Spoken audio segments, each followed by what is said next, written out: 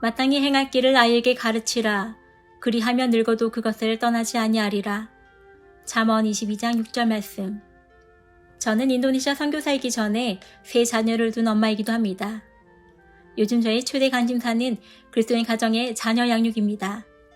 하나님이 저에게 은혜로 맡기신 귀한 보물들을 어떻게 이 세상과 구별된 하나님의 온전한 자녀로 자라게 할지 오늘도 어김없이 기도로 하나님께 지혜를 구합니다. 셋 다 한 배에서 낳았다지만 이 자녀들의 기질과 특성은 저마다 다릅니다.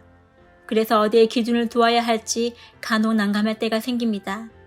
도대체 이 놀라운 기업들을 어떻게 그리고 어떤 기준과 목적을 가지고 양육해야 할까요? 자녀를 둔 그리스도인 부부라면 매일 같이 하는 고민일 것입니다. 이에 대한 해답은 가까이 있었습니다. 바로 성경 속에서 말입니다. 저 역시 어려서부터 그리스도인 가정에서 자라오면서 특별히 어머니께 많은 영향을 받았습니다. 이른바 세상 교육은 지식 전달이 주 목적이라면 그리스도인 가정에서의 그리스도인으로서 양육은 그 지식에 신앙을 더 보태는 것입니다. 다시 말해 신앙의 밑바탕에 세상의 지식을 더하는 것이라 하겠습니다. 보통 부모는 자녀가 태어나서 점점 성장하여 장성한 어른으로 자랄 때까지 그들의 곁에서 물심양면 그들을 돕고 그들의 양육을 책임집니다. 더욱이 성경적 자녀 양육을 생각해 볼 때 우리의 자녀는 하나님께서 우리에게 맡겨준 존재이지 부모인 우리가 마음대로 키우면 안 되는 존재라는 사실을 인정해야 합니다. 이것을 기준으로 부모는 우리 자녀 양육의 문제에 대해서 전적으로 하나님께 맡겨야 한다고 생각합니다. 먼저 저는 한국이 아닌 이곳 인도네시아에서 제 자녀들이 오늘도 주님의 은혜 속에서 무탈하게 자라가고 있는 것에 감사합니다. 그러면서 하루가 다르게 성장하는 자녀들의 모습을 제 눈으로 확인하며 수시로 제 자신에게 되묻습니다. 과연 이 방법이 아이들에게 진정 옳은 것인가? 내가 이들을 위해 무엇을 해야만 하는 것인가? 무엇을, 어떻게, 왜? 어떤 방식과 방법으로 자녀를 기르고 교육해야 할지 가끔 아이들과 마찰이 생길 때마다 스스로 질문합니다. 그때마다 저는 교육에 앞서 양육의 궁극적인 목적을 상기시킵니다. 바로 주님을 닮아가는 아이로 자라나게 하는 것. 이것이 성경 속에서 말하는 자녀 양육의 최선책입니다. 인생의 즐거움은 세상에 추구하는 것에 만족하지 않는 하나님께로부터 오는 기쁨, 하나님께 드리는 감사, 그리고 그것을 기억하며 나누는 사랑이 그것입니다. 일반적으로 세상 교육은 기술적이고 학문적인 방법들을 연구하고 통계적으로 가장 합리적인 방법을 제시하지만 이 또한 차선책에 불과할 뿐입니다. 성경에는 오로지 최선책만 있습니다. 고로 저는 최선책으로 제 자녀들을 하나님의 말씀 안에서 하나님을 닮아가는 자녀로 자라게 하는 것에 초점을 맞춰야 합니다. 그리고 무엇보다도 자녀 양육의 문제에 있어 중요한 것은 주 양육자인 부모가 더욱 하나님을 가까이 하며 성경에 더 집중해야 한다는 것입니다. 오늘날 우리는 오프라인으로 자녀 교육에 관한 자료가 차고 넘치는 시대에 살고 있습니다.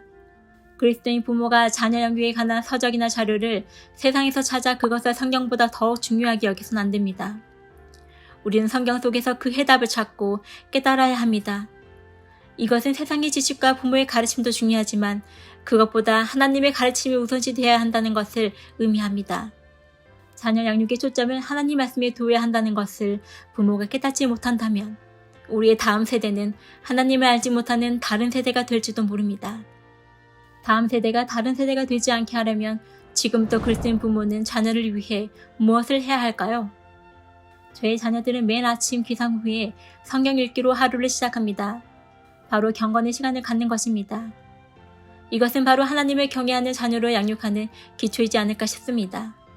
은혜로 주어진 하루의 시작을 하나님의 말씀으로 시작한다는 것은 하나님의 자녀로서 의무이자 권리인 셈입니다. 저희 자녀들이 아직 어리기에 한글을 읽을 줄 아는 첫째와 둘째가 말씀 한 장을 읽고 각자 조용히 묵상하며 후에 받은 말씀을 간략히 나누고 셋이 돌아가며 잠시 기도하는 시간을 갖습니다. 이 시간은 하루 24시간을 통틀어 아주 짧은 시간에 불과합니다. 하지만 단지 이 몇십 분이 오늘 이 자녀들에게 주어진 24시간을 좌지우지한다 해도 과언이 아닙니다.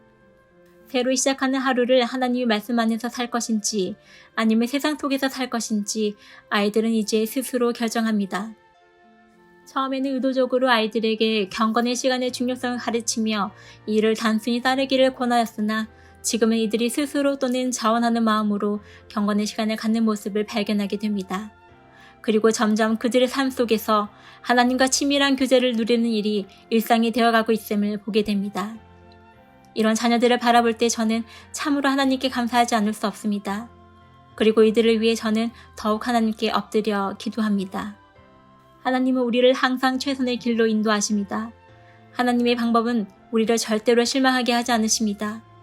우리의 자녀들에게도 마찬가지입니다.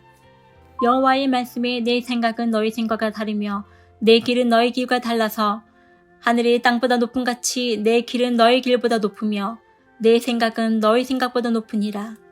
이사야 55장 8절 9절 말씀. 위 말씀과 같이 언제나 하나님은 우리의 생각을 훨씬 뛰어넘는 독보적인 계획을 갖고 계십니다. 비록 자녀들의 앞날이 잘 보이지 않더라도 우리의 마음, 안목, 관점, 생각, 그리고 계획을 버리고 온전히 하나님만을 신뢰하고 그에게 지혜와 명철을 구한다면 분명 하나님은 우리에게 가장 좋은 길을 보여주실 것이고 우리의 자녀들 또한 믿음 안에서 충성스럽고 사랑스럽고 믿음직스러운 자녀들로 자라나게 하실 것이라 믿어 의심치 않습니다. 문득 저는 초등학교 저학년 때의 모습이 떠오릅니다. 그 당시 저는 주일학교에서 배운 짧은 찬양 가사를 외워서 매일 그것을 그대로 기도했었습니다. 주님, 저의 한 가지 소원은 예수님을 닮고 싶어요.